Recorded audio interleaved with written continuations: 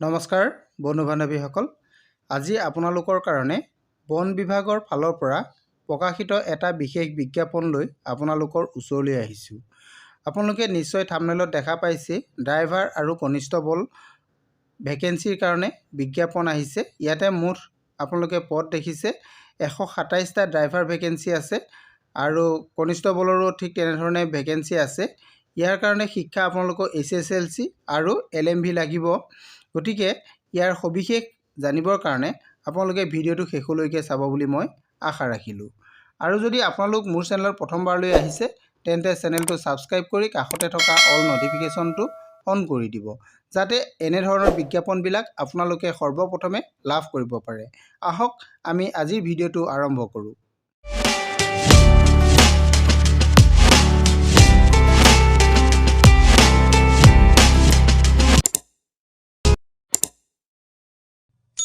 বন্ধু বান্ধৱীসকল, আজি আপোনালোকৰ কাৰণে যিটো বিজ্ঞাপন আনিছোঁ আপোনালোকে নিশ্চয় গম পাইছেই যে ফৰেষ্ট ডিপাৰ্টমেণ্টৰ পৰা নটিফিকেশ্যন আহিছে। এইটো যিখিনি ভেকেঞ্চি আছে ভেকেঞ্চিখিনি ড্ৰাইভাৰ কনিষ্টবলৰ কাৰণে দিয়া হৈছে। ইয়াতে মুঠ আপোনালোকে ভেকেঞ্চি যদি চাব বিচাৰে 127টা টোটেল ভেকেঞ্চি ইয়াতে আছে। এই পদখিনি হৈছে ড্ৰাইভাৰ কনিষ্টবল। এইটো আপোনালোকে দেখিছে ড্ৰাইভাৰ কনিষ্টবল, এইটো আসাম পুলিচৰ ফালৰ পৰা আহিছে। গ্ৰেড পে ইয়াৰ কাৰণে দিব আপোনালোকক, এইটো গ্ৰেড পেটো দেখুৱাইছে 5600 ৰুপিজ আপোনালোকক ইয়াতে গ্ৰেড পে দিব। এই নটিফিকেশ্যনটো যিটো আসাম পুলিচৰ নটিফিকেশ্যন তাৰ লগতে আহিছে। আপোনালোকে দেখিছে ইয়াতে এইটো ডিপাৰ্টমেণ্ট অফ ফৰেষ্ট, এইটো ফৰেষ্ট ডিপাৰ্টমেণ্টৰ পৰা এই নটিফিকেশ্যনটো আহিছে। ইয়াতে যিখিনি ভেকেঞ্চি আছে ভেকেঞ্চিখিনি যদি আপোনালোকে চাই আনৰিজাৰ্ভত আপোনালোকৰ আছে 65টা, OBC আৰু MOBCত আছে 30 আৰু টি ট্ৰাইব আদিবাসী কমিউনিটিৰ কাৰণে আছে 4 আৰু SC কাৰণে আছে 9, ST প্লেনৰ কাৰণে আছে 13 আৰু ST হিলছৰ কাৰণে আছে 6। টোটেল আপোনালোকৰ ভেকেঞ্চি হৈছে 127টা ভেকেঞ্চি ইয়াতে আছে। ইয়াতে আপোনালোকে নিশ্চয় পদকেইটাৰ কথা গম পাইছে। ড্ৰাইভাৰ কনিষ্টবল আৰু কনিষ্টবল দুয়োটা ধৰণে ইয়াতে পদসমূহ আছে। ইয়াতে কনিষ্টবলৰ কাৰণে আপোনালোকৰ আছে 14টা ভেকেঞ্চি আছে। এই কনিষ্টবলৰ 14টা ভেকেঞ্চিৰ কাৰণে আপোনালোকে চাওক, আনৰিজাৰ্ভত আছে 10টা, OBCৰ কাৰণে আছে 2টা আৰু টি ট্ৰাইব আদিবাসীৰ কাৰণে এটা, SCৰ কাৰণে এটা, টোটেল 14টা ভেকেঞ্চি ইয়াতে আছে। আৰু যিটো আপোনালোকৰ ড্ৰাইভাৰ কনিষ্টবল তাৰে 127টা ভেকেঞ্চি আৰু ইয়াৰে কনিষ্টবলৰ অকল 14টা ভেকেঞ্চি আছে। এতিয়া আপোনালোকে ভেকেঞ্চিখিনিৰ কথা জানিলে। এই ভেকেঞ্চিখিনিৰ কাৰণে আপোনালোকে 16 ডিচেম্বৰৰ পৰা অলৰেডি আৰম্ভ হ'ব। 16 ডিচেম্বৰৰ পৰা ইয়াৰ অনলাইন আবেদন আৰম্ভ হ'ব আৰু 16 জানুৱাৰীলৈকে এই আবেদনখিনি চলিব। এতিয়া আপোনালোকে এইখিনি পদখিনিৰ কথা জানিব পাৰিছে।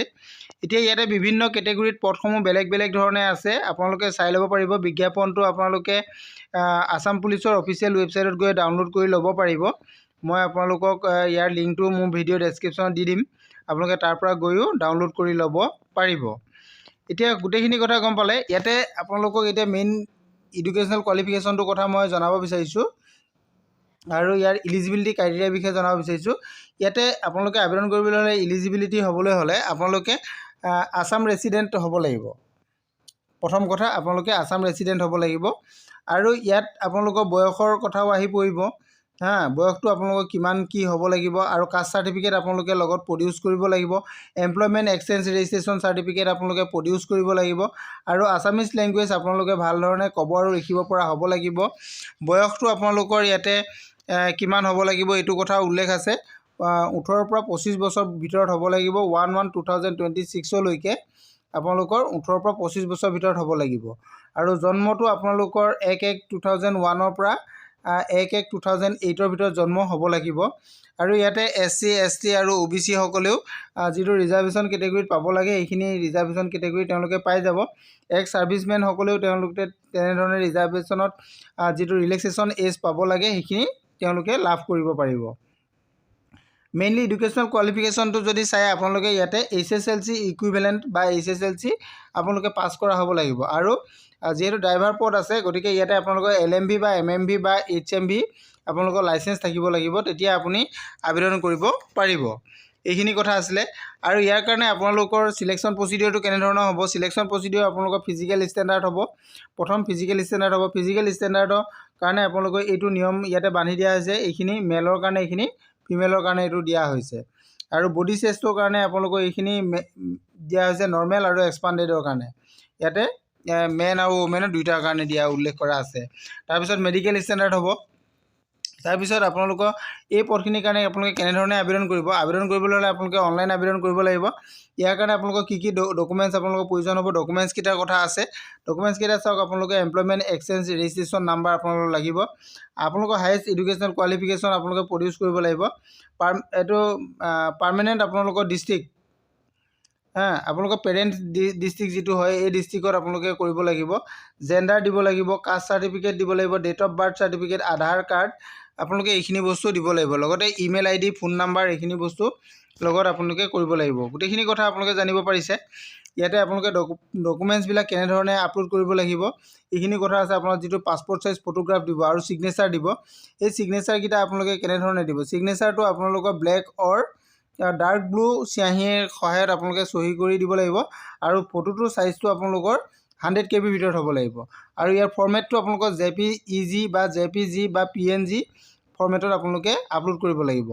আৰু ফটোকপিটো আপোনালোকৰ চাইজ 450 KB ভিতৰত হ'ব লাগিব। এইখিনি কথা ইয়াতে উল্লেখ আছে। আপোনালোকে এইখিনি ডিটেইলছ চাই ল'ব পাৰিব। মই বিতংকে আপোনালোকক জনালোৱেই।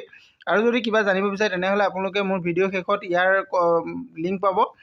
লিংকটোত গৈ আপোনালোকে ডাউনলোড কৰি ল'ব পাৰিব। বিজ্ঞাপনটো ডাউনলোড কৰি সবিশেষ জানি ল'ব পাৰিব। আজিলৈ ইমানেই। Thank U.